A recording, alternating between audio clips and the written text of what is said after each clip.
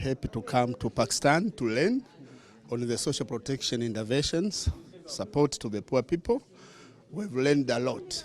We are reading from other sources that you are doing very well in terms of supporting, having good systems here to support the poor people, having a dynamic system to support during the shocks and all this.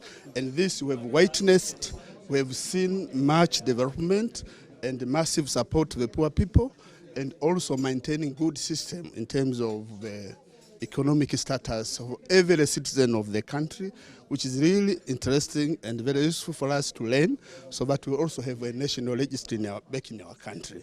But important also, the good system which you have to manage all the operations. When you go to BIS, a very good system. When you go to NADRA, the National Identification of Agents, very well robust system to manage and very well integrated system. This is the kind of things which we need to learn and take it back home.